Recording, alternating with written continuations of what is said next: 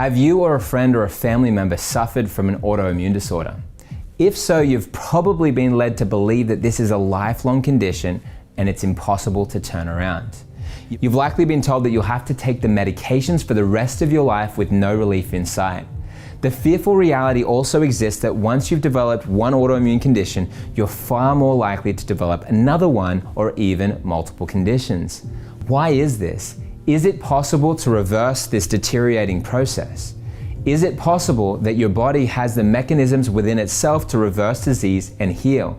In this eye-opening series, we'll be exploring these concepts. You'll have the opportunity to hear multiple testimonies from autoimmune patients who have reversed their autoimmune conditions and are living happy, healthy lives. Today, we will begin by exploring what autoimmune conditions really are and what causes them to occur. You've likely been told that there's no way to know what causes these conditions, and while there may be various factors, we'll see that really it comes down to some very core processes in our body that we need to understand. Understanding how our bodies work and how disease develops can have a profound positive effect on the rest of our lives. Okay, I'm here with Dr. Davidson and we're going to discuss some really interesting factors when it comes to autoimmune disease, what its true causes are, what its true solutions are. Pharmaceutical drugs are not the solution, then what is? Yeah, well, I just think about my wife's journey. When she was 7 years old and she started having symptoms and getting sick and the doctors didn't know what was going on, and they gave her some medication that caused brain encephalitis, and then she went into a coma for 6 weeks, and they ended up finding out that she had Lyme disease. And then as soon as they found out she had Lyme disease, and this is almost 30 years ago now, but when she found out she had Lyme disease, they gave her antibiotics, IV PICC line antibiotics for about a year, and then oral antibiotics for another year. And I just look at, if that was the answer for her in that case, because oftentimes chronic Lyme will be in the autoimmune category as well. But if that was the answer for her, she wouldn't have had a need for heart surgery. She wouldn't have had a need for sinus scraping. She wouldn't have had to, remove herself from entering the Junior Olympics for swimming because of her health issues. All these different things triggered from that. And I always just see that being a Band-Aid. Just trying to cover up symptoms. And when you're looking at solution, you always want to look at the cause, so in order to identify, okay, what do I need to do to get my body well, you have to identify what actually triggered it in the first place. And the big four things that I see from a practitioner side of things, Lyme disease and co-infections, which it's in the pathogen category. You've got mold, and mold is a very major issue. Household, if there's ever been water damage in your house, if you ever feel better when you're outside of your house, sick building syndrome, a lot of the work environments actually have mold to them. So we've got Lyme and co-infections being a big trigger, mold being a big trigger, heavy metal toxicity, and you could say toxins in general, but there's such a big modern day epidemic of heavy metal toxicity that's happening right now. And also we know mercury directly provokes autoimmunity in people, demyelinase the sheath, which is basically like MS, multiple sclerosis. And then the fourth thing I would throw into that category is parasites. And in that, there's controversial treatments in the holistic world for parasites and for gut issues, which we can get into. But it's really these four things that if you have any of these going on, they're going to negatively affect the digestive tract. They're negatively going to negatively affect the thyroid, the adrenals. They're going to negatively impact the things that are what I consider downstream.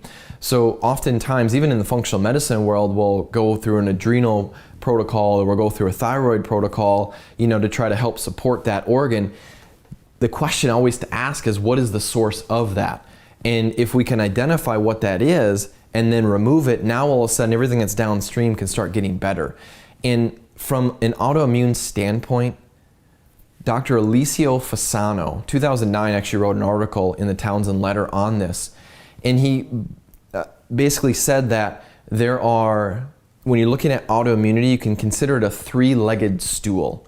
So if you imagine a stool with three legs on it, if you take any leg out of a three-legged stool, what happens to the stool? It tips over. And what he's saying is, you imagine autoimmune on top. And as soon as you pull a leg out, that stool tips. Now you've triggered autoimmunity. And when you look at the three legs, he says one of them is environmental triggers, or really what we'd consider like the stressor category. Another one is genes or genetics, which I would also say the genetic expression in that. And then the third leg by itself is actually leaky gut. And from a science standpoint, for any researcher, listening to this right now, if you're a researcher, you get a little like, well, is leaky gut even a real thing? Well, when you actually go onto PubMed and type in leaky gut, you're gonna find all kinds of stuff. Now, 5-10 years ago, not so much, but it did exist, but it used the name intestinal permeability.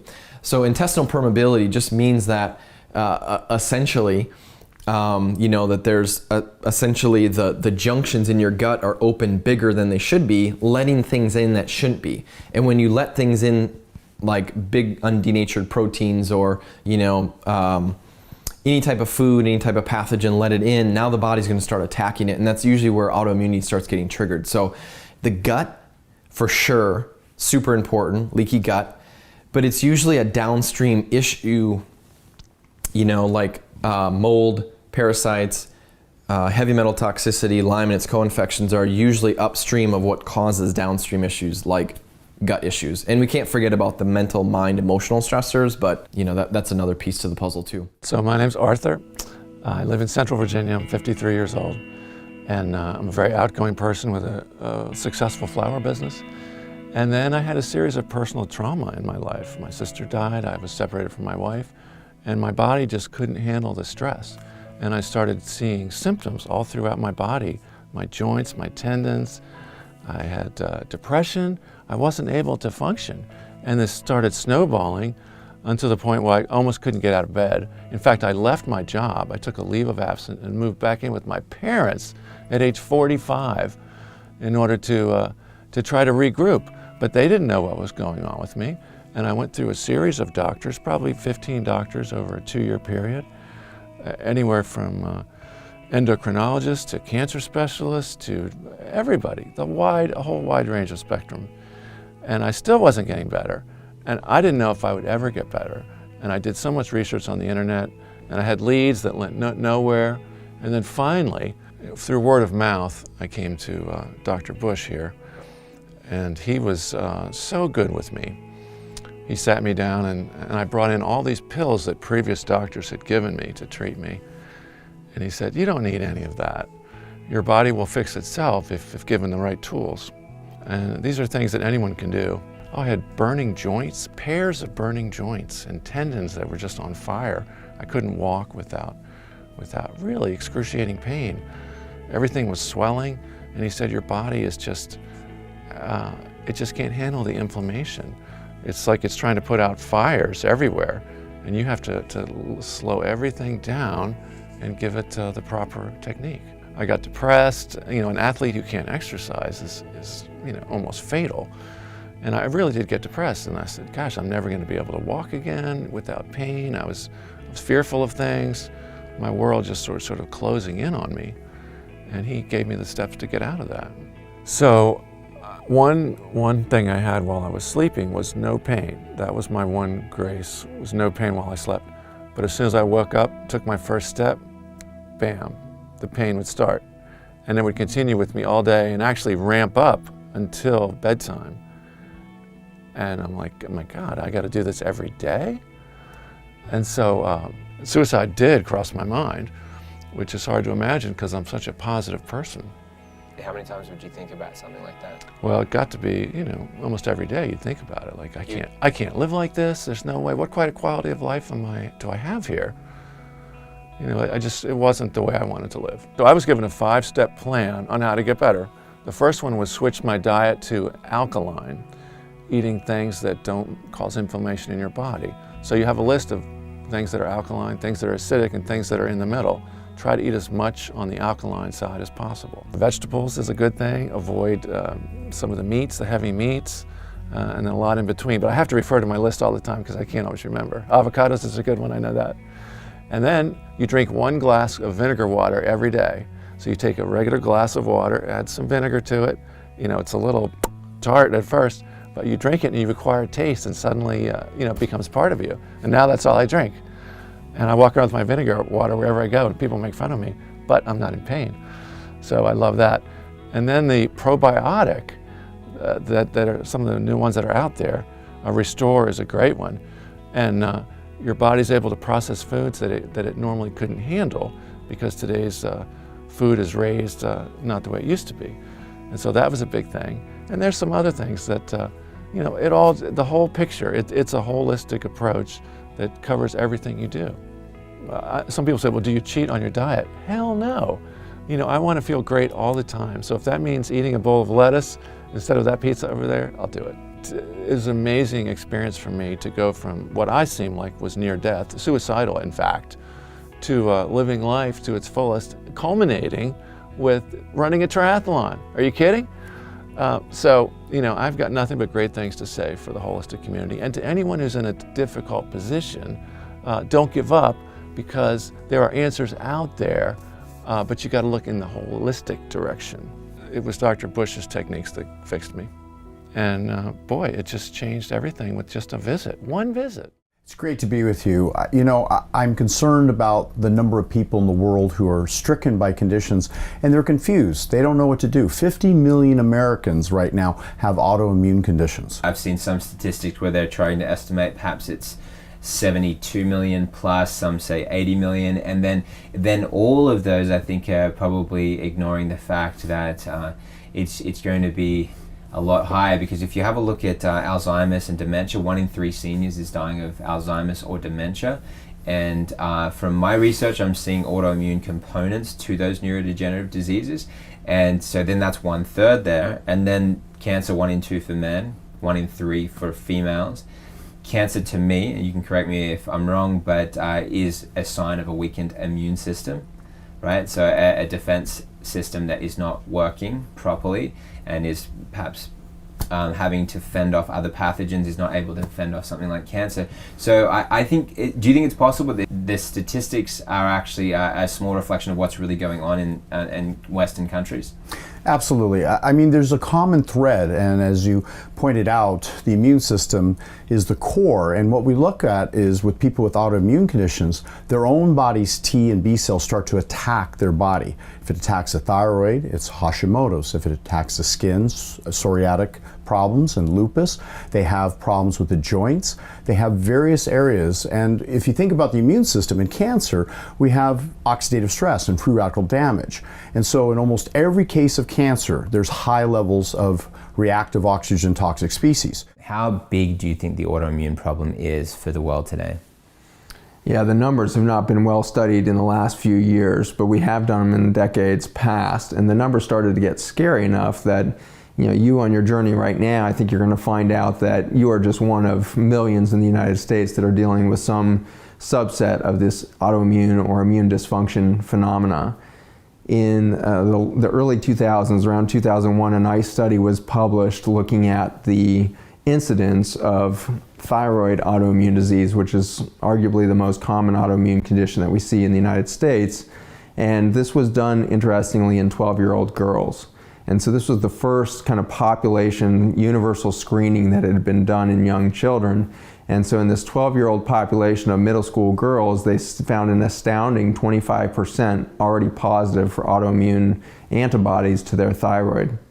That was a huge explosion of kind of sobering information in that era, because at this point we had thought that 1 in 8, 1 in 10 girls might go on to have autoimmune disease, but to see 1 in 4 already with autoimmune patterns and antibodies positive to damaging their thyroid gland by the age of 12 there suggested that we had had a really universal breakdown in the environment around these young people. Dr. J, so you're talking about 4 key areas for somebody to assess. Now, whether somebody has arthritis, rheumatoid arthritis, whether somebody has lupus, whether somebody has Hashimoto's thyroiditis, you're saying that regardless of which of the 80 plus autoimmune diseases you have, these are the 4 steps you need to assess in every one of those cases. And if you can understand this, if you can correct this, then you can expect great results. Is that true? Yes. Yeah, if you can identify what the underlying source or sources to your health issues, our bodies were made to heal. If you can remove the source, you can absolutely get well. The body was designed to heal. As long as we can figure out what's interfering with the ability for the body to function, remove that, the body can absolutely get well, for sure. What is an autoimmune condition? You hear about lupus, you hear about rheumatoid arthritis, you hear about you hear about MS, multiple sclerosis, and a lot of gut issues like ulcerative colitis, Crohn's, fall into this autoimmune category. But when you actually start looking through science, more and more conditions and diseases are actually getting thrown into this. So now we have well over 200 different conditions that are now being classified as autoimmune in nature. Things like autism, things like type 2 diabetes, always been known for type 1 diabetes to be autoimmune, but now they're classifying type 2 as in that category. Cancer, these are huge diseases and huge conditions that are now being thrown into the autoimmune pot. So when we actually look at autoimmune, it's almost scary to think where it's moving toward, Yeah, when I look at what's the strength of the classic treatment for autoimmune conditions, I don't see anything on that list. So I'm pretty much, from a practitioner standpoint, clinically, it's what is natural, what is more of actually going to the source, and that's really the key.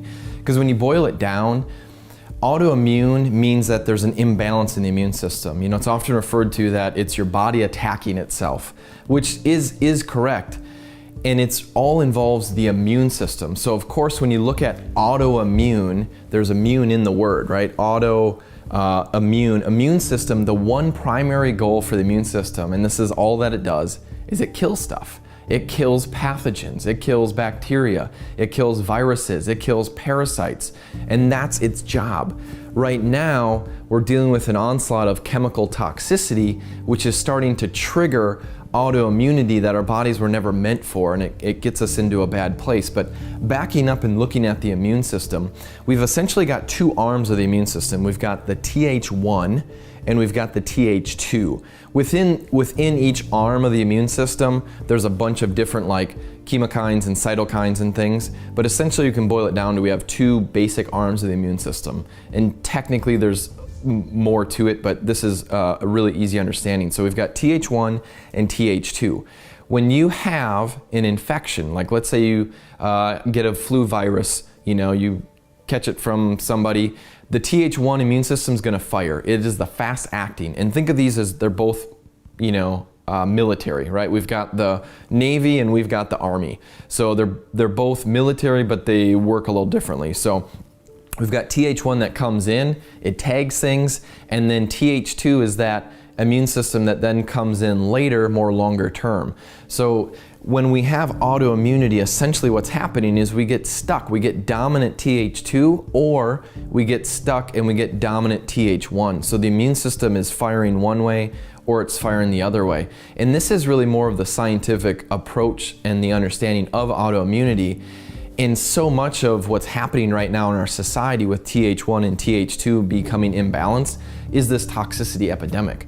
So let's say that you get exposed to mercury toxins, and those mercury toxins attach to your thyroid, which then can trigger something called Hashimoto's, which is an autoimmune thyroid condition. It was actually it was the first autoimmune condition ever classified as autoimmune in nature. It was like the early 1900s. And so mercury on the thyroid, now the immune system says, wait a minute, that's not right. I'm gonna go after it. Well, can our immune system kill mercury? No, it can't. Mercury cannot be killed because it's an element of the periodic table. It's not actually living like a virus, bacteria, or parasite. So what happens is then the immune system, when it's going after mercury, it's actually damaging tissue around it. When it's damaging tissue around it, now it's actually decreasing the function of the thyroid, and now all of a sudden you start having hypothyroid, and you need to take Synthroid, or you need to take some type of thyroid to give the body some boosting. And the goal isn't that you need that to help with the body's help with the body. Inevitably, that's just treating the symptoms. So we have to identify, okay, why is the body actually attacking the immune system, or the thyroid cells? Why is it attacking it, and how do we shut that off? And basically what happens is this Th1, Th2 just becomes tipped one way, or it becomes tipped the other way. And autoimmune in nature, we're looking at big diseases like cancer, So cancer essentially is when it becomes Th2 dominant. When you're looking at lupus, rheumatoid arthritis, MS, even chronic Lyme disease, that's typically more Th1 dominant. So we get stuck, and that's really autoimmune. Is we just think of it like a teeter-totter, a balance. When it gets pushed one way versus the other too far, that's when autoimmune gets triggered. So if we can do things that actually help to balance this out, and there are some tests that can help detect Th1, Th2 balance, but then there's also this whole category to say, okay, let's say we're autoimmune. We have Th1 dominance, we have Th2 decreased, or we're the opposite. What can we do? There's some things, what they call immune modulators, that actually help balance this out no matter what direction you are. Things like vitamin D3. I mean, how many times do you hear about vitamin D3? And it's technically a hormone. We know scientifically it affects, out of the 25,000 genes we have, human, it affects about 3,000 of those genes epigenetically, positive expression. So vitamin D3, super important for the body, but that immune modulates, so no matter what side you're tipped on, vitamin D will help with that.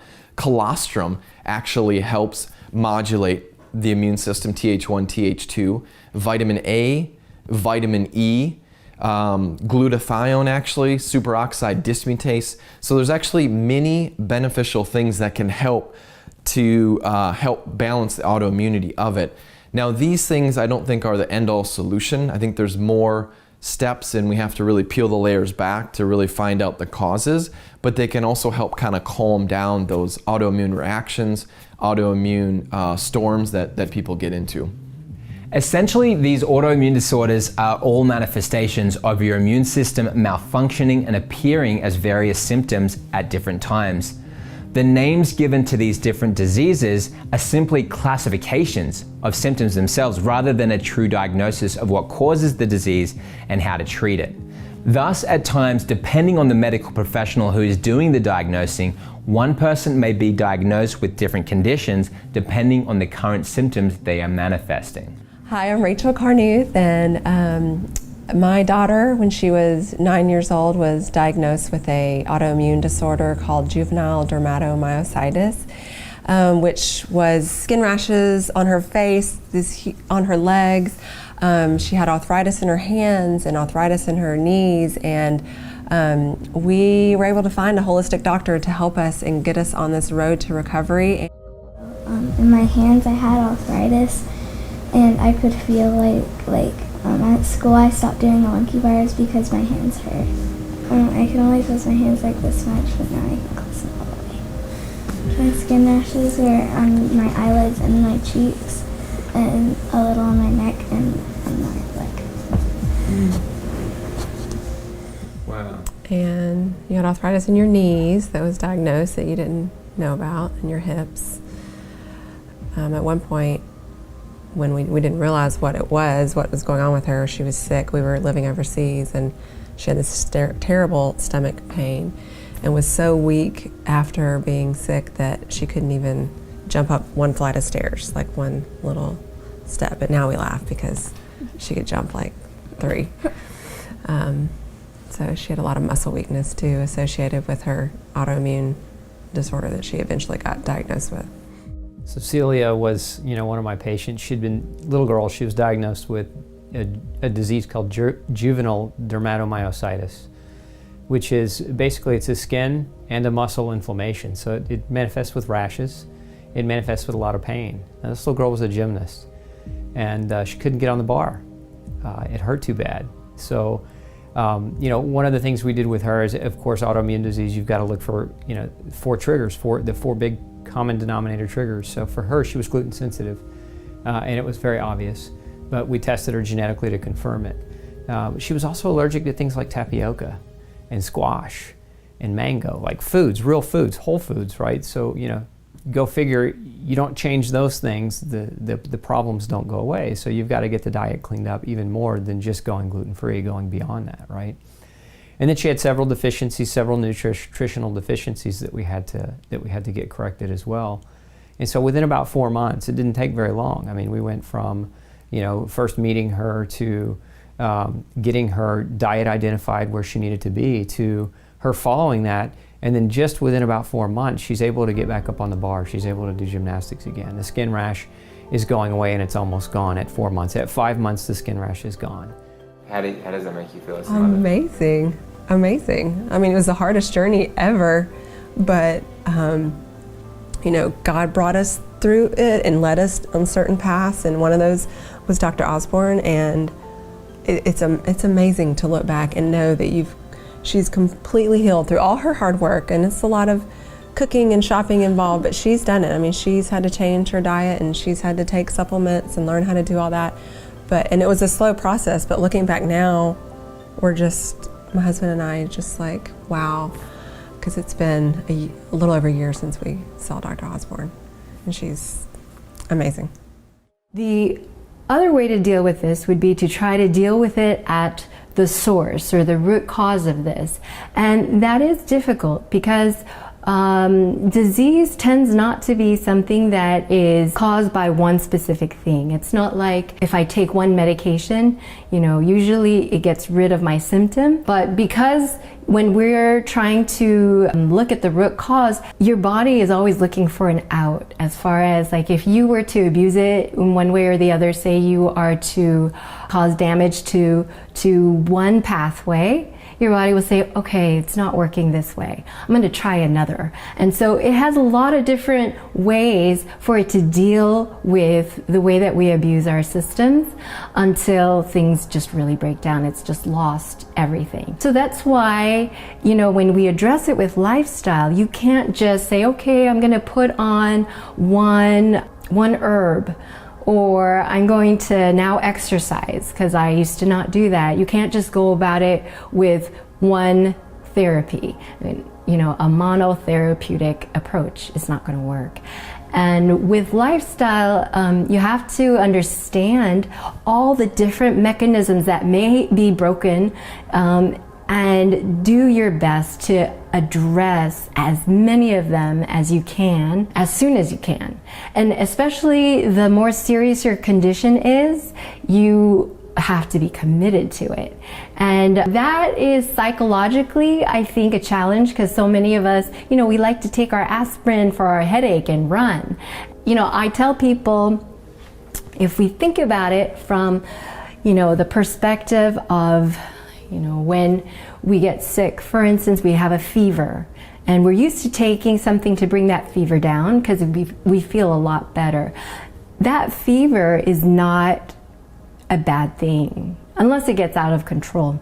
But that fever is your body's way of allowing its immune cells to get to their targets faster. They can get to their targets like 70% faster, just because the body temperature goes up, and they're able to kill more pathogens with higher body temperatures. And so for us to now decide that we're going to get rid of a very important mechanism that our cells have to fight disease, it kind of shortchanges us. So that's what I just wanted to illustrate, that your body is always working to help. And so when you see all these autoantibodies happening, it would be prudent for us to look to see what is happening. Where is that inflammation happening? Do I have maybe a chronic low-grade infection that I've been struggling with for many years? Do I have overgrowth of the wrong kind of bacteria? So the autoimmune industry is a massive industry, and even by standard medical definition, it's about $100 billion industry just for medical treatment. But when you actually look at what are the major diseases in our country that are happening, diabetes, cancer, brain, cognition, dementia, heart disease, so many of these diseases are actually autoimmune in nature. So we could almost make more of a blanket statement and say that autoimmune is such a massive piece to this disease epidemic that's happening in our country. So 100 billion, I think, is very conservative. But you know, when you look actually through the research, they're tagging more and more conditions. They're tagging them as being autoimmune in nature. A few facts about autoimmunity is that 50% of healthcare costs, this is from a commercial-based insurance plan, 50% of healthcare costs are attributed to 5% of the patients. That's a scary fact. That means that half of your insurance premiums that y'all are all paying right now are paying for 5% of the people, not yourself. Why is that? Because the drugs are ridiculously expensive that we're using to treat these diseases. So what are some autoimmune diseases? Hashimoto's, lupus, psoriasis, Crohn's, rheumatoid, multiple sclerosis, diabetes type 1. There's a ton of them out there. And generally, if you have a weird medical condition that nobody can explain, it's probably an autoimmune condition. So what are some other autoimmune disorders that we consider autoimmune? We consider asthma, eczema, nasal allergies, any kind of allergic component is on the autoimmune spectrum. It's not really autoimmunity, but it goes away with some of the same things we do with autoimmune, so we kind of lump it in there.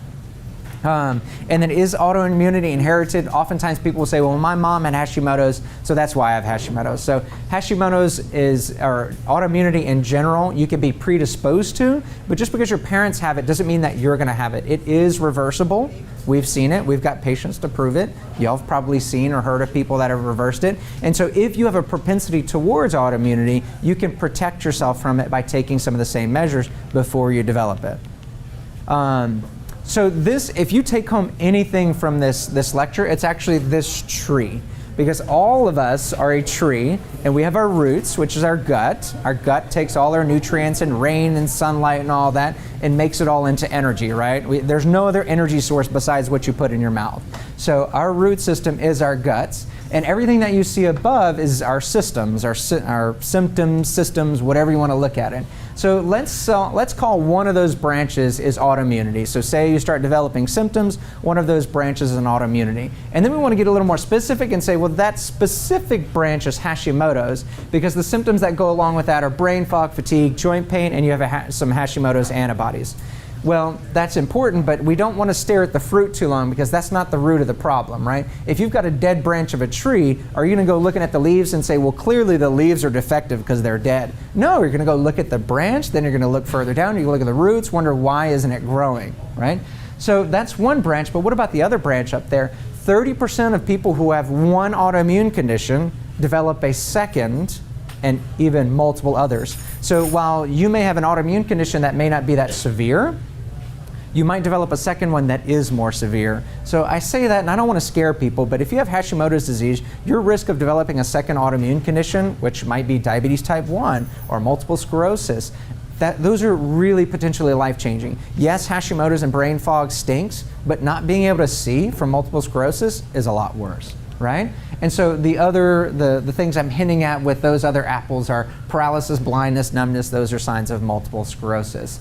So if you look at the conventional medical model, they're going to give you a drug for every symptom out there and try to fix those problems. But we don't want to focus there at all. We want to focus down at the roots. And the two biggest things that you want to take away from this lecture is if you want to reverse autoimmunity or protect yourself from autoimmunity, then you need to make sure these two broad categories are great.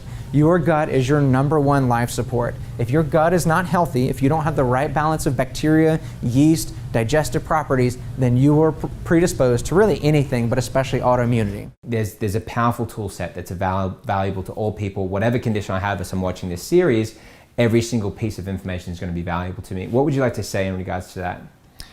It's a great point when we're looking at a label. So I feel like from a clinical side, when I'm working with a client, it's easy to get caught into, I want a certain diagnosis. I'm just looking like, what do I have, right? Oh, I've got MS, or I've been diagnosed with lupus, or I've been diagnosed with rheumatoid arthritis.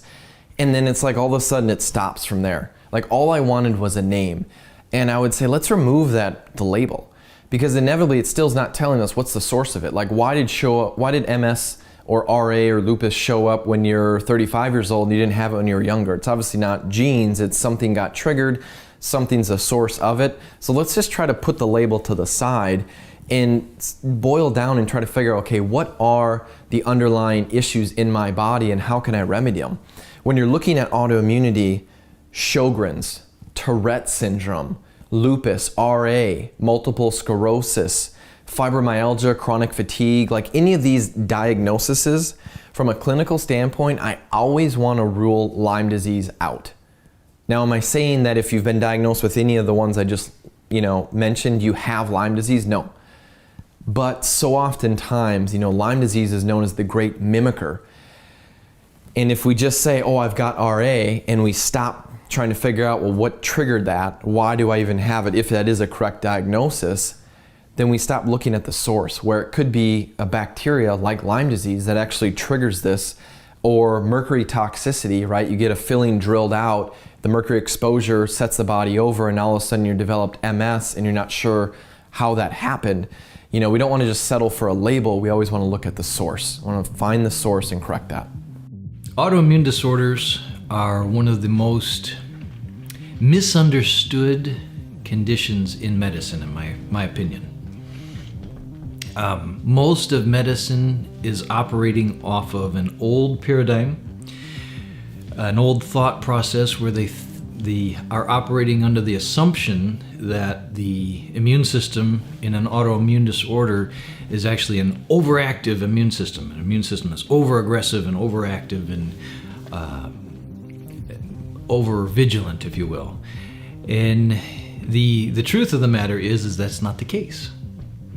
The truth of the matter is that a person dealing with an autoimmune disorder has a dysfunctional immune system.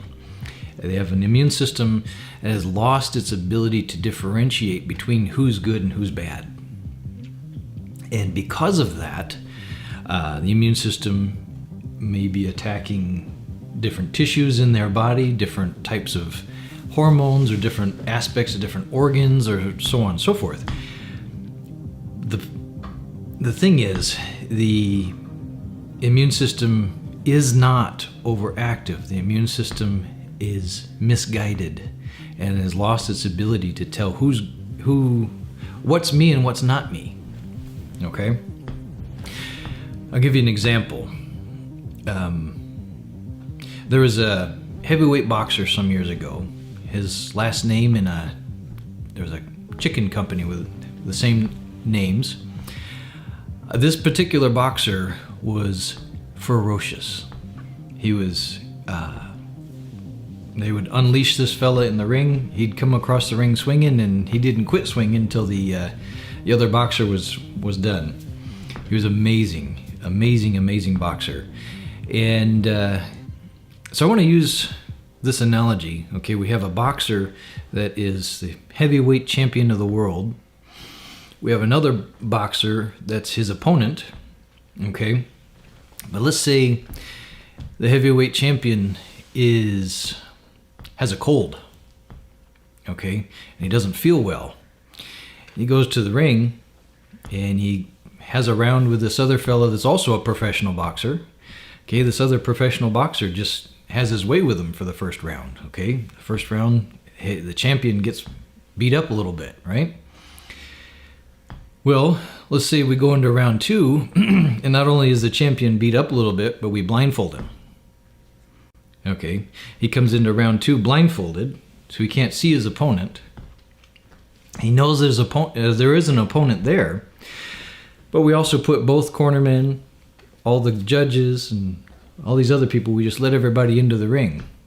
Okay, so now the ring's full of people, and we have the heavyweight champion of the world, world's best boxer, against the contender, who's the next best boxer in the world. Okay, they both know each other's there. Heavyweight champion goes out into the ring, but he's blindfolded. Okay, he's blindfolded, he can't see. So he can't tell who's his opponent and who's not. Okay, how do we determine who he's going to knock out first? Is he going to knock out his opponent, or is he going to knock out one of the judges, the referee, or okay? What we don't know is who he's going to knock out at all. All right, he may knock out everyone. He might not knock out anyone. Okay, I'm giving you this picture because this is what's happening in an autoimmune disorder. Your immune system is the world's heavyweight champion. Okay, if your immune system gets beat up a little bit, okay, it doesn't have the right nutrition, it's been exposed to toxicity, okay, different toxins and things in the environment, and it's had to deal with different stresses, your immune system gets beat up a little bit, all right? If it loses its ability to differentiate, it gets blindfolded. Okay, so now we have the world's heavyweight champion going about trying to take out an opponent, but he's blindfolded. Okay, and he can't see, can't differentiate. Okay, and that is what's going on in an autoimmune disorder. Now, what we need to understand is, how does that come about? How does that happen? How does the immune system become dysfunctional and lose its ability to differentiate between who is my body and who isn't my body? Who's my friend and who's my foe? Okay, this is what happens in autoimmune disorders. The immune system can't tell. It can't tell who's good, who's bad. It knows that there's something out there that it needs to go after, but it can't tell who's the good guys and who's the bad guys, so it goes after everything. So these are all things that one should think about as far as nutrition.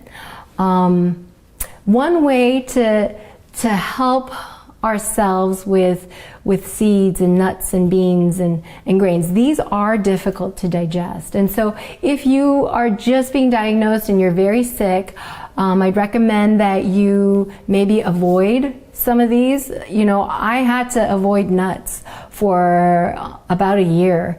And once I started eating these things, you know, I found that I'm much better able to tolerate them if I soak them. So all of my seeds, nuts, grains, and beans, I will soak the night before.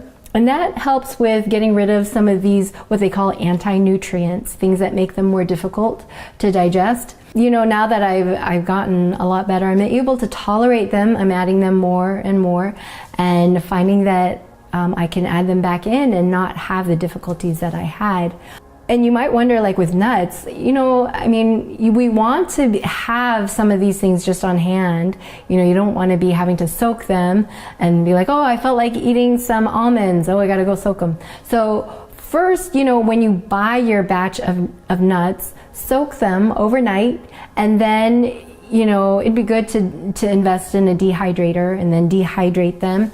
And then you can put them in the freezer, and then you can have them for if you want to make like a nut butter or whatever else you wanted to use them for.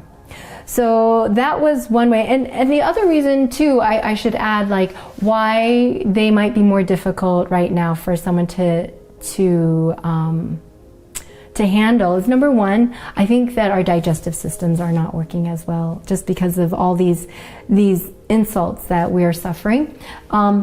And number two, because of the toxins that are on them. And number three, it could be because of how they are handled. You know, as far as like when they are harvested and as they're stored, some of them have more of a tendency to develop mold growth.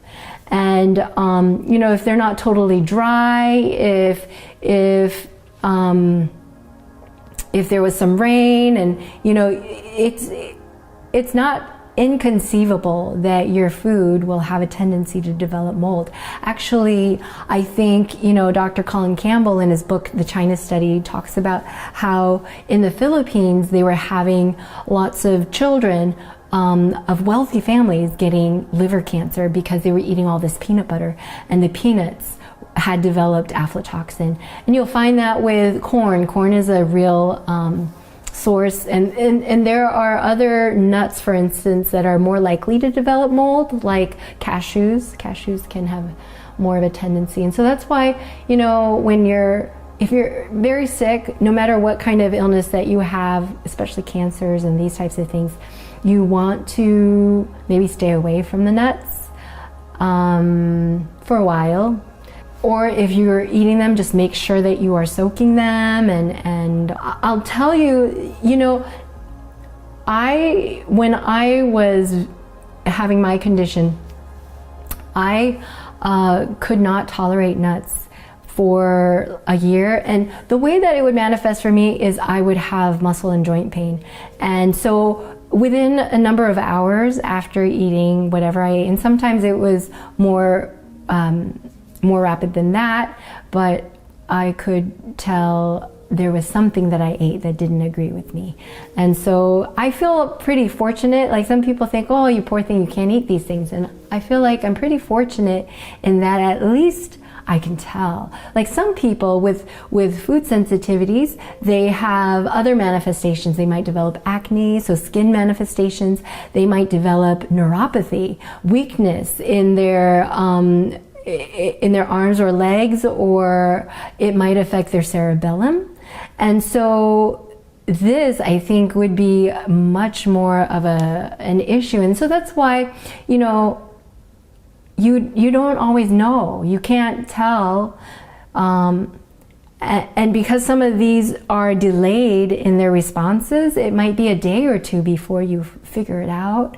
And so it's really good to try to figure this out, get on an elimination diet. You can get online and look to see how to do elimination diets and how to reintroduce food back, and you know, how to keep a journal and watch out for signs and symptoms that way if you're somebody who has obvious manifestations. Autoimmune conditions include a host of symptoms such as joint swelling and pain. Therefore, rheumatoid arthritis and similar joint conditions also fall into the autoimmune category. When these are ignored, they can advance and turn into more serious autoimmune disorders. It's important that we're able to catch these conditions at their start if possible, so that the healing process will likely be more rapid. The longer the conditions are left to linger, the longer they may take to reverse. As hard as I work out, you would expect normal, you know, aches and pains and things. I'm 54 years old, and so probably more aches and pains than a 20-year-old guy after working out. But I started having like kind of recurring hip problems, like it just hurt a lot. And so I was going to a practitioner for like deep tissue and myofascial release and all that, and they could help me a little bit, but he was concerned because it would come back so quickly. And so they did an x-ray, the x-ray results came back, and it just wasn't all that conclusive. He was kind of like, you know, this is not something you need a hip replacement for at this point, at least not from the x-ray report, but it's something you need to probably just kind of manage the pain through foam rolling and massage and doing different things. And so I happened to be at Dripping Springs Pharmacy, and I was inquiring about some supplements or something, and I mentioned something about joints. I can't remember. One of the ladies at the pharmacy said, oh, you know, there's a functional medicine doctor right in that office right there. He's here like a couple days a week. And I'm like, I had never heard of functional medicine. And so, and I'm a functional fitness guy, so I thought it kind of, you know, the terminology kind of piqued my interest. And so she gave me a little card of his, and on it talked about stem cell therapy for joints without surgery, and about supplementation and all that in a holistic way. And so I called and made an appointment, and I went in and talked to Dr. Oob, and the engineer side of me, I like data and I like information, and so I would ask questions and he would just fill me with data, and it was just like, all right, I gotta go look this up. And come to find out, he said, yeah, we can do stem cell therapy. He looked at my x-ray report and decided that, you know, it didn't look like anything that required like major invasive like hip replacement or anything. But he said, before we talk about stem cell, I want to make sure you're healthy. And he said, you look healthy, you're a fitness trainer and all this stuff. And he ran a very, very extensive blood test that came back pretty negative. It was, he emailed it to me late at night, and then he said, I don't usually like do this, but he goes, this is it's kind of ugly, you know, in terms of you're a fitness trainer. He goes, I don't know what you eat. I don't know, you know, what your diet is like, but he goes, we got to talk, because you're like pre-diabetic. You have, you're on the brink of a full autoimmune like blowout.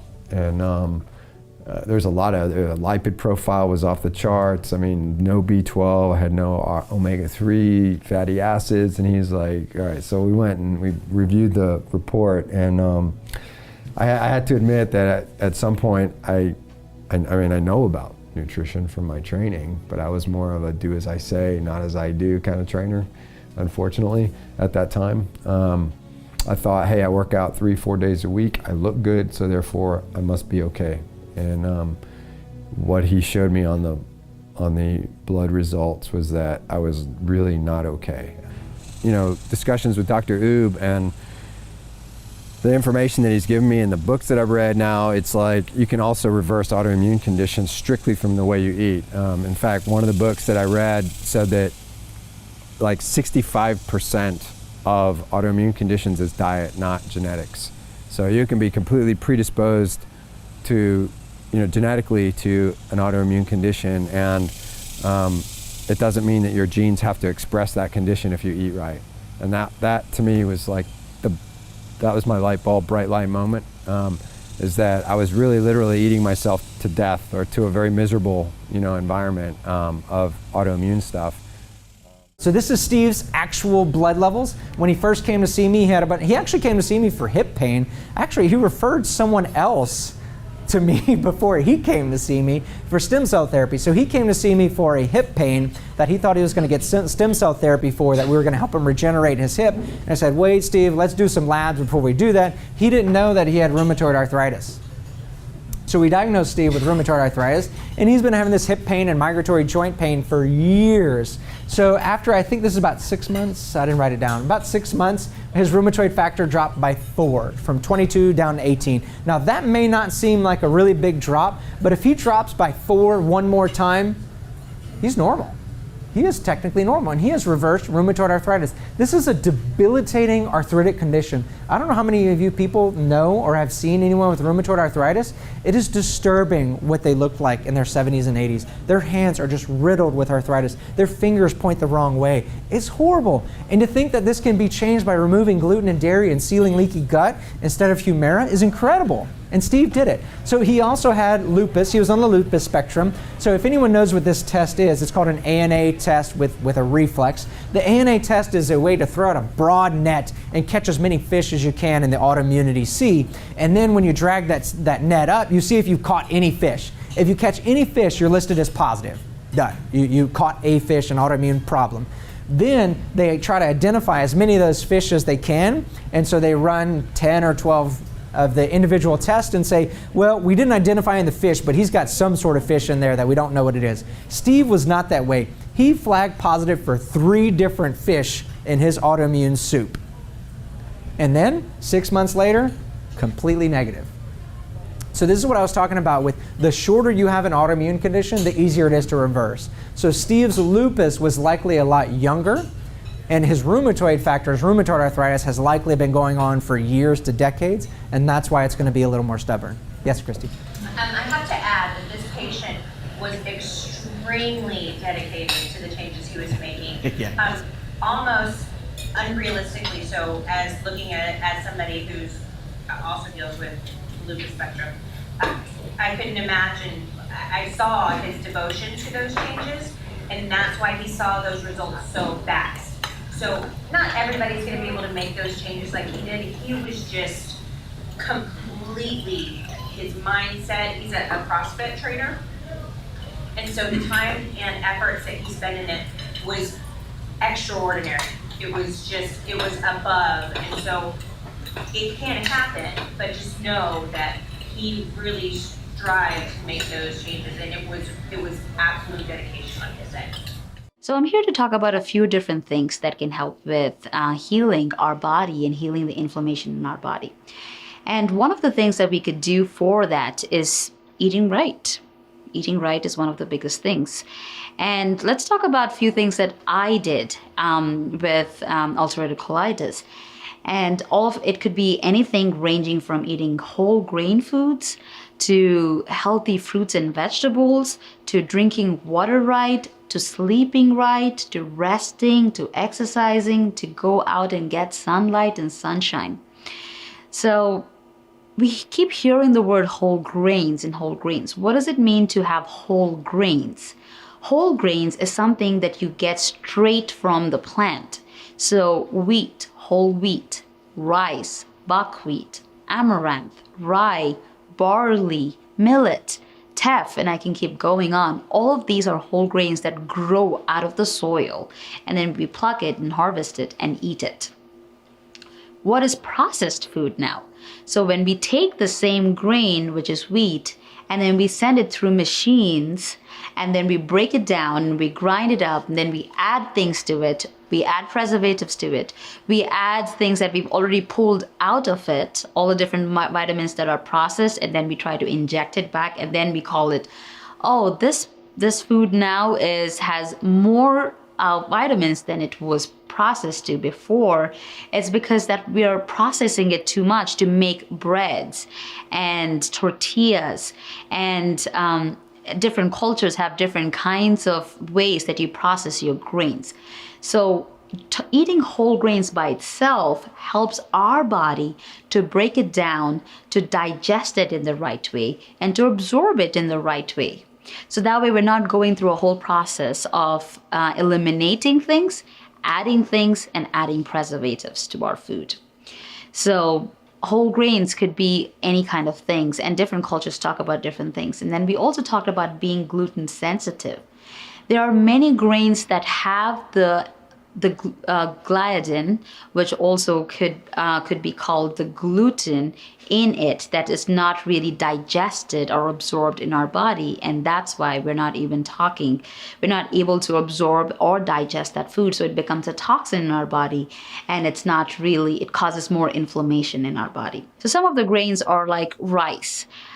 There's different kinds of rice. Growing up, I just heard about white rice, like the basmati rice being of an Indian origin. So I always just talked about eating rice, cooking it a certain way and eating it a certain way. But then as I learned more and researched more on what food is good for me, and I looked up more things, there's all different kinds of rice. There is white rice, there is brown rice, which is the rice that's not dehusked and still has the bran on it, so it still has all the vitamins that are intact on it, that are not polished to become white rice. There's red rice, there's black rice, there's wild rice. There's so many different kinds of rice. So it depends on how much flavor you really like. Like polished white rice has a different flavor as opposed to black rice, which has a more nutty or earthy flavor. So that's one of the grains that we can incorporate into our food. And then when you eat rice, which is a high carb intake or more of a starchy intake, we also need to have a balanced food. And to have a balanced food, you need to have vegetables and fruits.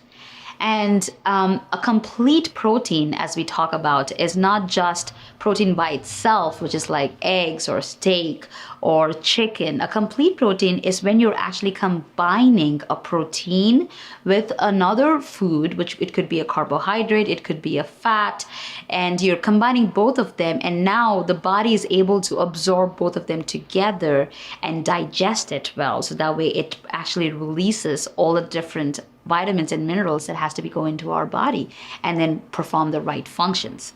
So a few vegetables that are really high and rich in fiber is what you're looking at when you're looking at autoimmune diseases. Because what are we really looking at over here?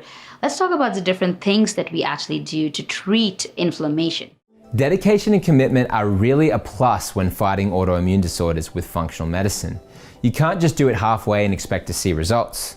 The more committed you are, the more determined your efforts, the more positive your mindset, the better your body will respond to the protocols. The sad reality, though, is as a fitness professional, as I've kind of told people about this, I've come to realize that there's a very small segment of society that will take the words and go, I'm going to do what you did, Steve, and I'm going to eat right for the next month. 30 days is really all it takes to reverse a lot of these conditions. They just won't do it.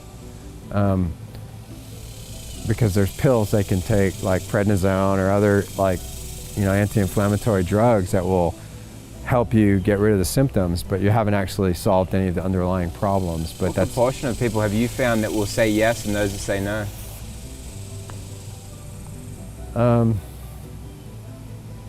Out of the people that I've spoken to, probably 70% won't do it, and only about 30% will actually take a proactive approach to eating right.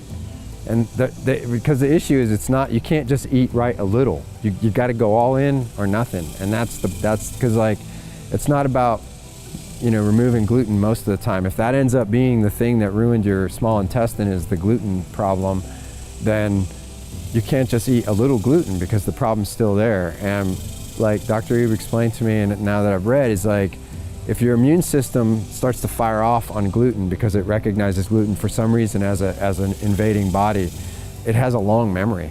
And so you can't just get off gluten for a couple of weeks and go, I'm good. Because even if your gut starts to heal, your gluten sensitivity, your antibodies are there, and your body remembers that. And so you got to go all in. Why do you use more vegetarian, vegan, plant-based approaches with your patients when you're helping them recover from disease, including autoimmune? So once you've really embraced this realization that the bacteria and fungi in your ecosystem around you are really who you're feeding when you go to eat your food, it quickly becomes obvious that you need to eat the food that is going to be most widely available and processed through the widest amount of that ecosystem possible. What I mean by that is you're going after diversity, not just in bacteria and fungi to help populate your body, but you're going after diversity of micro and macronutrients to encourage as many different species as possible to be involved in that digestive metabolic process of breaking your food down, feeding your body, feeding your mitochondria that will then in turn feed you. And so the plant-based diet is super powerful at bringing this broad breadth of micronutrients in particular to the body. A typical piece of meat, for example, you have rich amount of protein and some fat, but very little micronutrient availability in there. And so you're not going to have a large amount of manganese and selenium and a lot of these other critical things that are all going to come from the plants.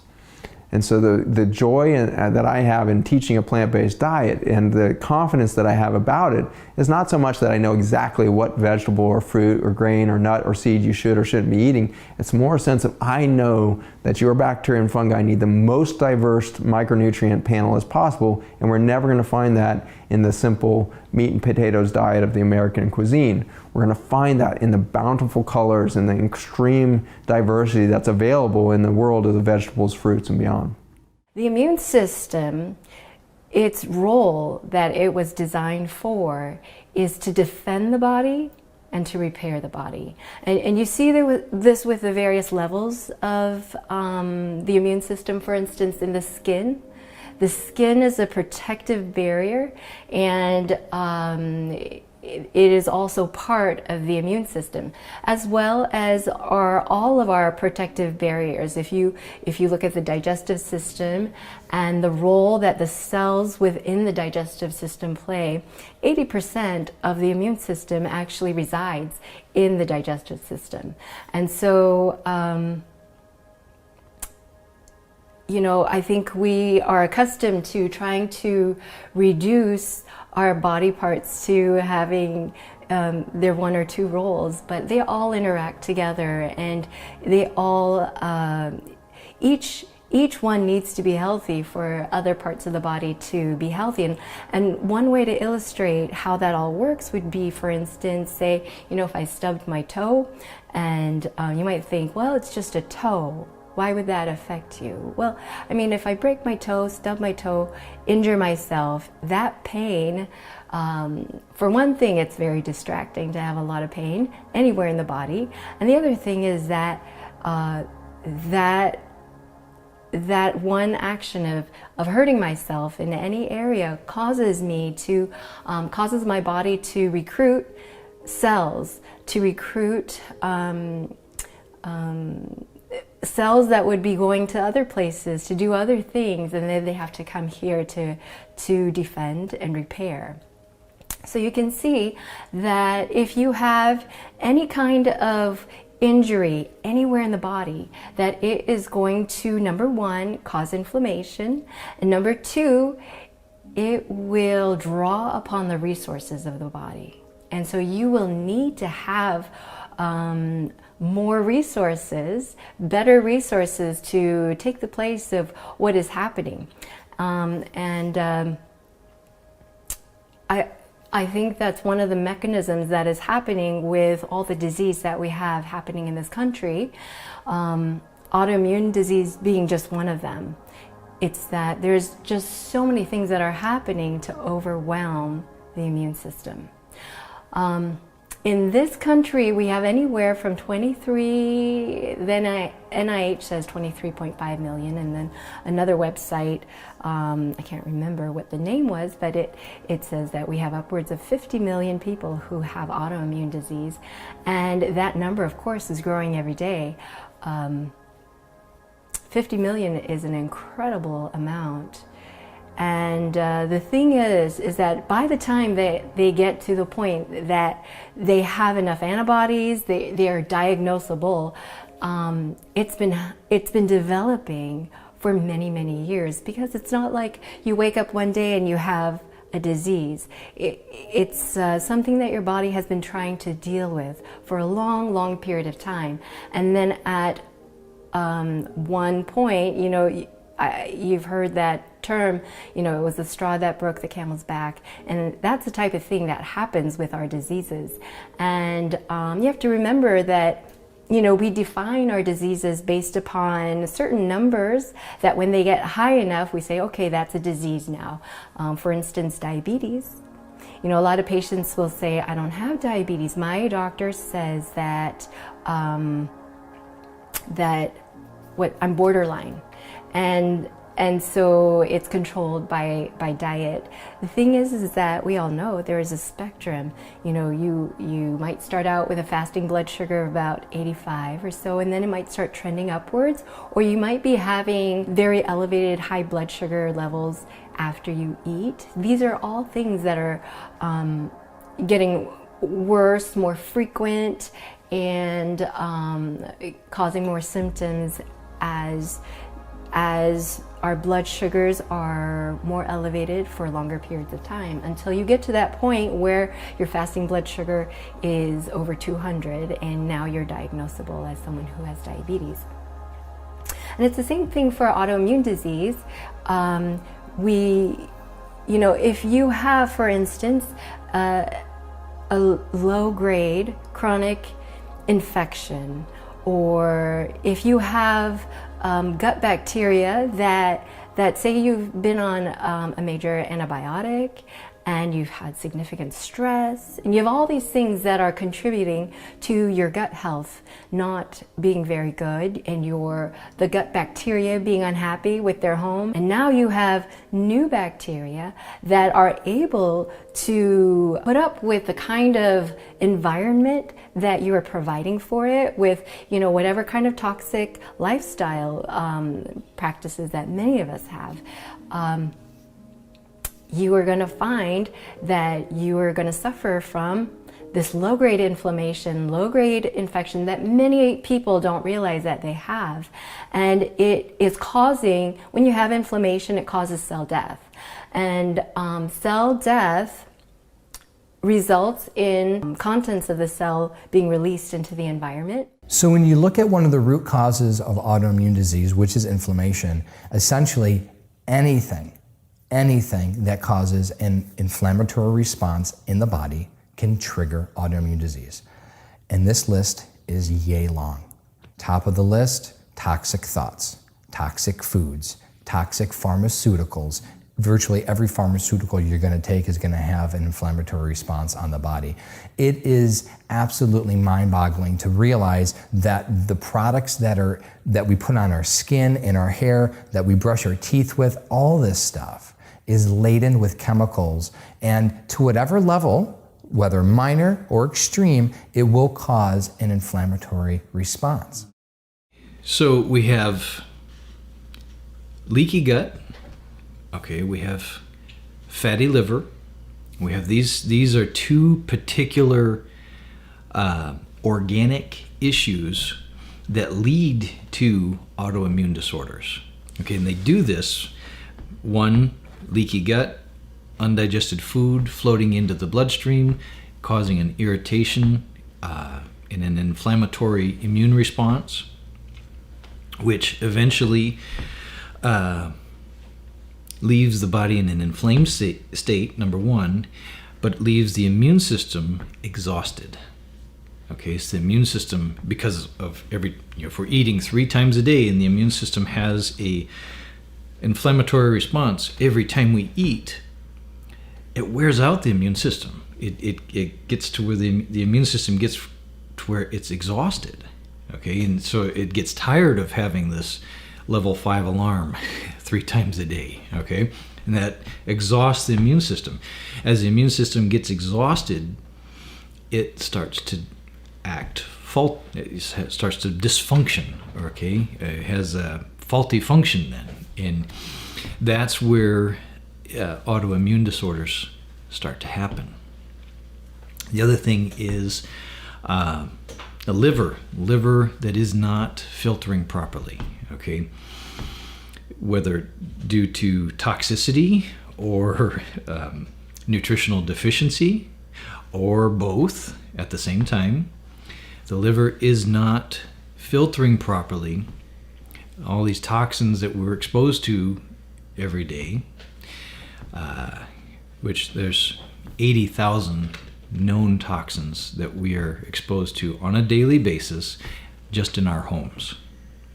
Okay, it's a massive number. Okay, if the liver is not filtering all these toxins out properly, it starts to store them.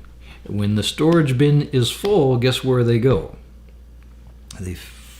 They don't get stored in the liver. They permeate and get stored. Well, they get shoved out into the rest of the body, which causes another source of irritation, which causes an inflammatory response from the immune system, which further exhausts the immune system.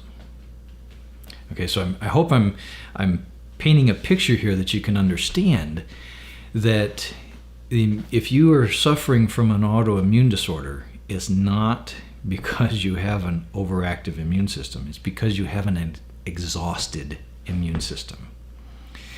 An exhausted immune system loses the ability to differentiate.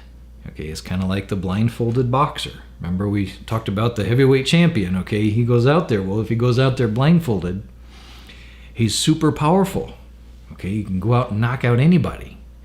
But if he's blindfolded, he can't tell who he's going to knock out. It may be the person that he's supposed to knock out. It may be the referee. Okay, if he's blindfolded, how is he supposed to tell? How is he supposed to differentiate? Right? And so an exhausted immune system is in that same position. It's blindfolded and it can't differentiate between what's a pathogen or a toxin and what's my liver or my shoulder or my thyroid or my brain. Okay, that's what happens with an exhausted immune system. So to take a step back, this is my explanation to explain what's actually happening physiologically in a autoimmune disorder. One, obviously, we're going to be trying to decrease inflammation, so we're going to use something that is anti-inflammatory. And anti-inflammatory herbs could be, and this is in no particular order, curcumin that many people are talking about and hear about right now. Ginger, another herb, is good. Boswellia, which is also called frankincense that we spoke about prior. Psyllium, which is like milk thistle, which is actually a liver detoxifying herb. So let me just talk about one herb right now and then we continue on that. So curcumin. So why is curcumin really useful, or why has this become this superfood or this rave about everybody talking about turmeric and food doses of turmeric and supplements of turmeric? Curcumin has been found out to inhibit something called COX inhibitors. COX inhibitors are actually produced in our body to fight any kind of inflammation that is happening in our body, or to fight any kind of infection that is happening in our body. So when our body is now trying to react against itself, it's producing more COX inhibitors against itself instead of a source that is coming from outside. So curcumin, which is a substance that is found in turmeric, which is a root or a rhizome that's been growing for thousands and thousands of years, and it is an ethnic food or a very staple food in a lot of different countries. It's been present in the Mediterranean for a long time, in all the Asian countries, and people have been using it as food doses in different, for all their different meals. But now science has found out that the substance that is present in turmeric, the curcumin, is able to inhibit any kind of inflammation, and that's why turmeric now has become the superfood that is good for all kinds of body aches, bone pains, muscle pain, inflammation anywhere in our GI, any ulcers in our body.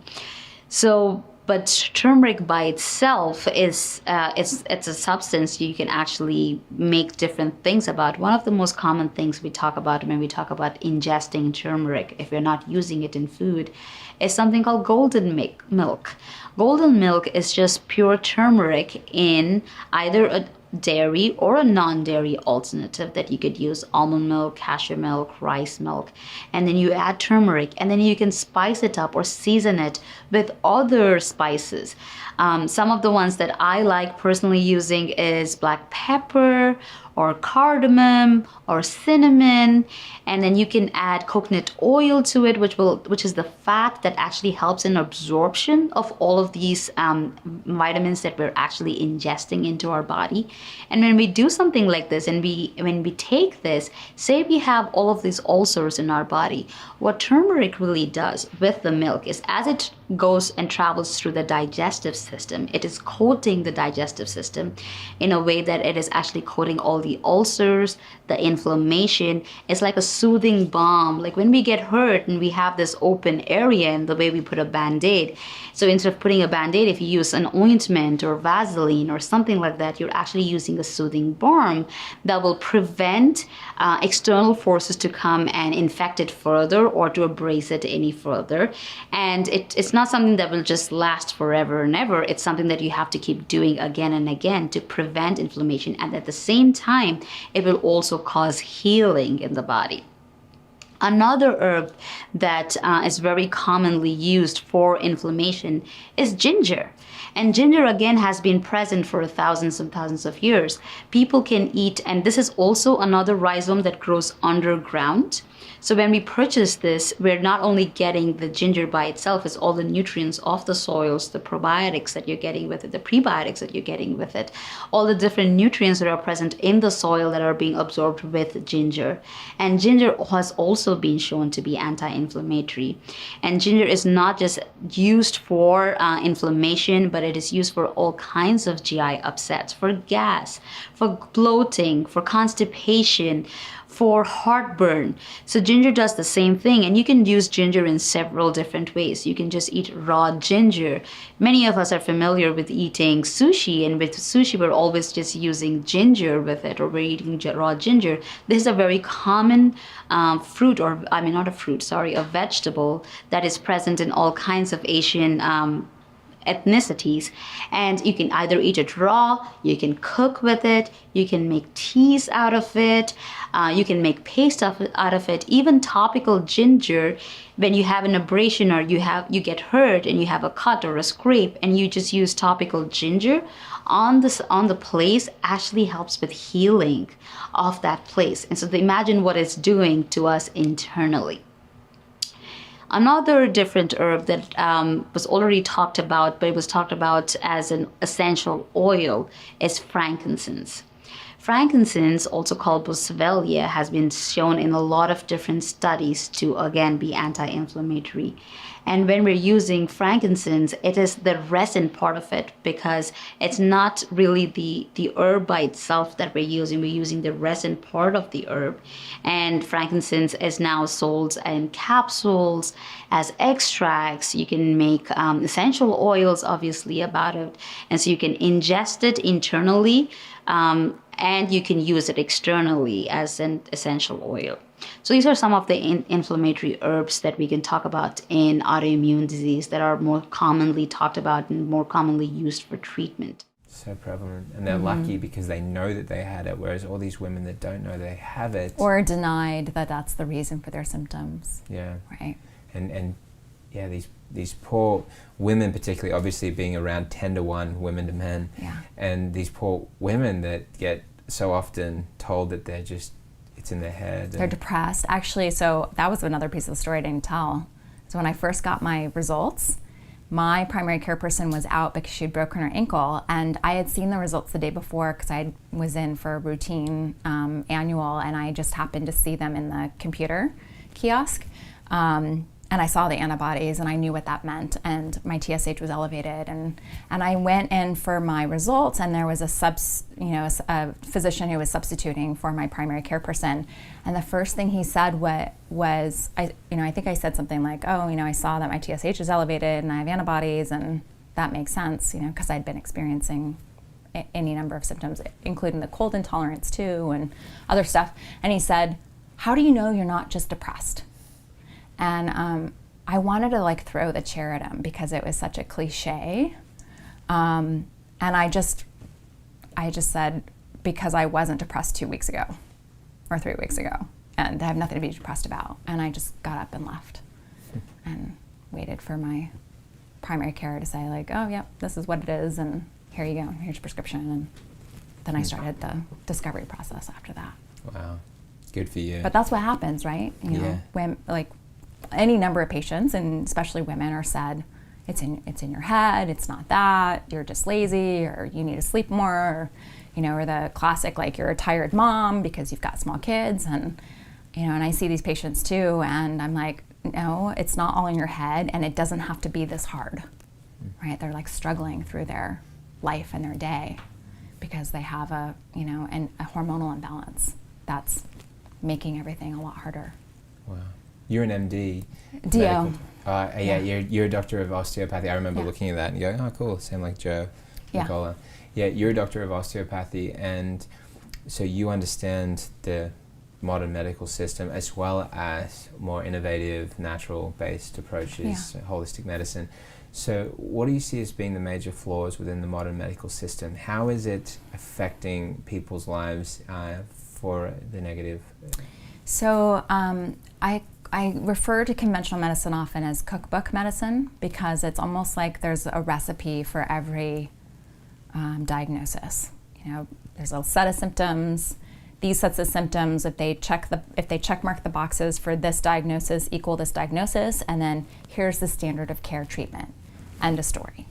And for a couple of things like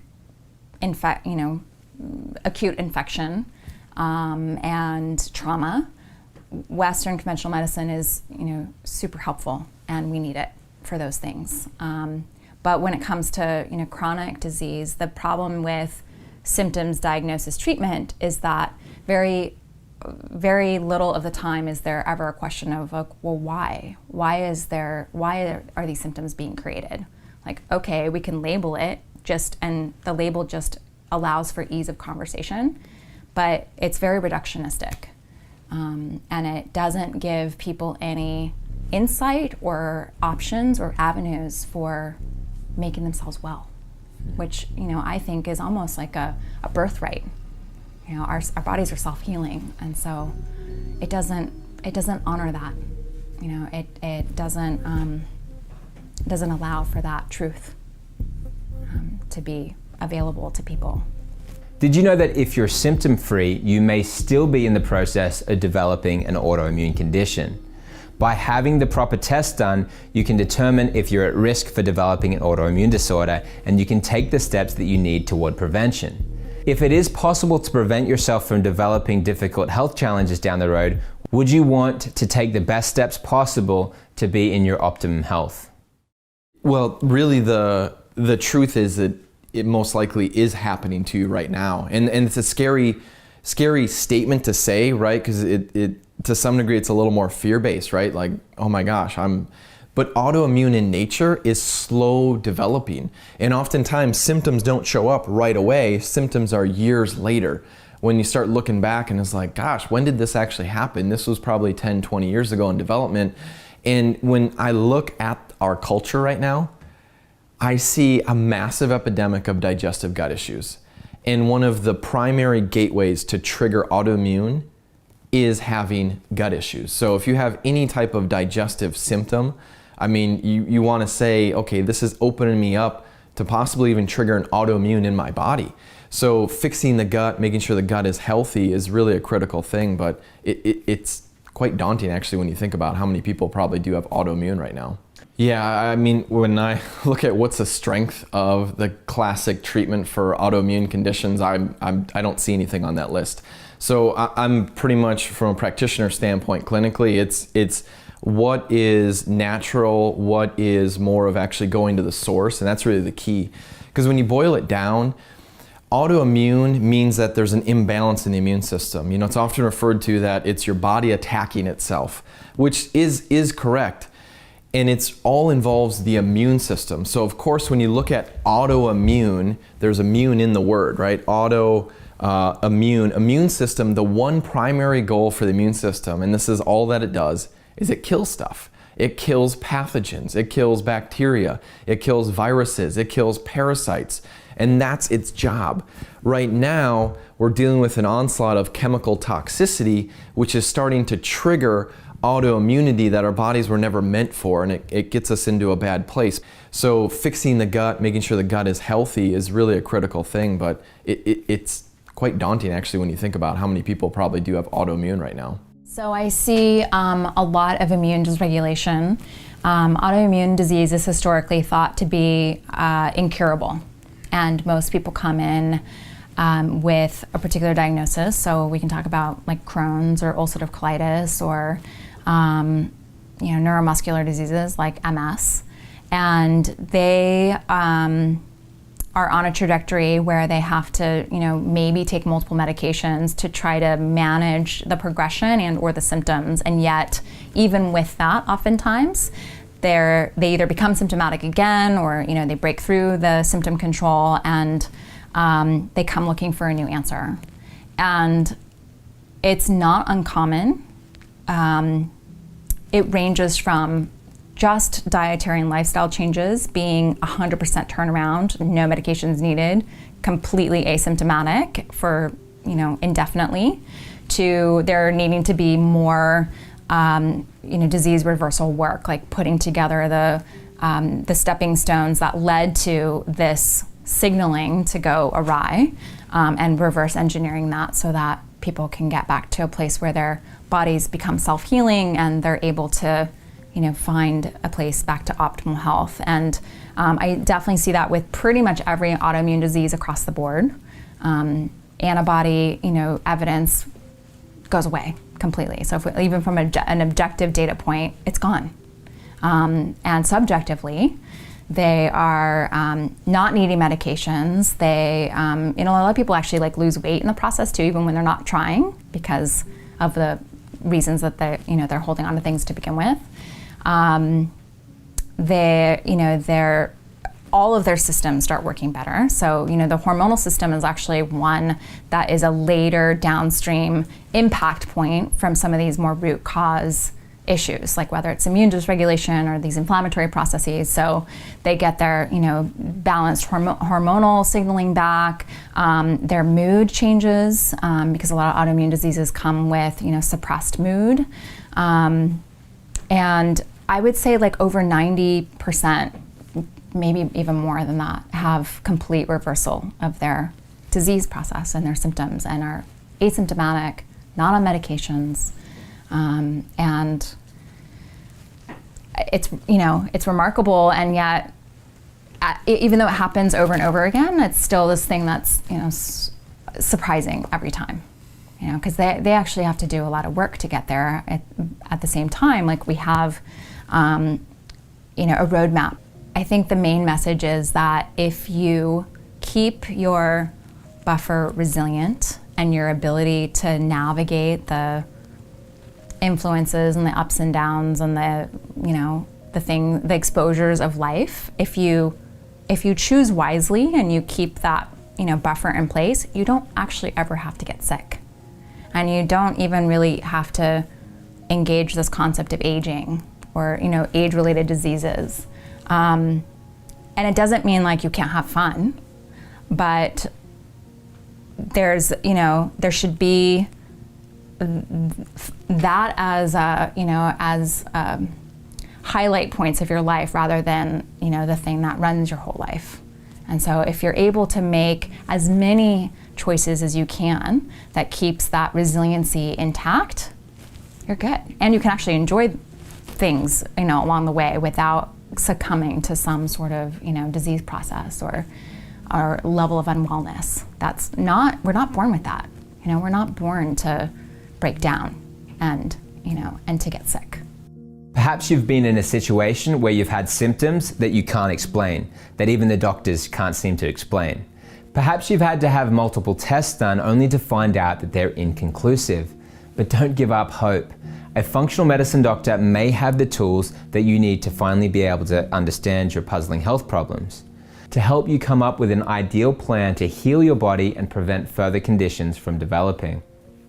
To be honest, I don't know if I want to continue because of the resistance. Like there's that point, and I feel like probably even the listener right now, with whatever health struggle, autoimmune, you're dealing with, or even family member, where you get to a point where you're like, is it even worth it to keep going? And it always comes back to what's your why? Like what drives you? And I will tell you that I have a 5.5-year-old daughter that was a blessing, and it really forced us to do things and help my wife that we wouldn't have if she didn't come along. But I look at, where we're gonna be in 20, 30, 40 years, and if I have the opportunity to change it, I'm going to, because I want a better future for my daughter. And it's that mentality that's gonna allow us to change the culture in the health world, but it's also gonna allow you to move forward and get well health-wise, because there's always dips. We always think it's like this, Jonathan, we think it's like this linear climb, right? Like, oh, I've figured out what I have. Now I'm gonna start, removing the sources and fixing and really working on my body. I'm gonna start going like this. It's like this. Like there's days where you don't feel well, and it is what it is. But you got to keep your eye on the bigger picture, because that's the direction you're going in. Don't focus so much on how you're feeling today if it's not good. Think about the big picture. Obviously, we want to live in the moment, but it's really that I hope I can give some hope to the listener to know, what? There is hope. And even if we're up against a wall, you know what? I'm going to fight even harder, because that's just my nature. There's a time where I'm like, is it worth it? And then I'm like, but what else would I do? Like I'm put on this earth for this, to help with this. This first episode has really been about helping you learn what's going on inside your body when you have an autoimmune disorder. We have explored ways that you can prevent autoimmune disease and have seen that it's possible to turn it around. Don't give up hope on your health. Stay with us in coming episodes to find out in more detail how various autoimmune disorders can be reversed.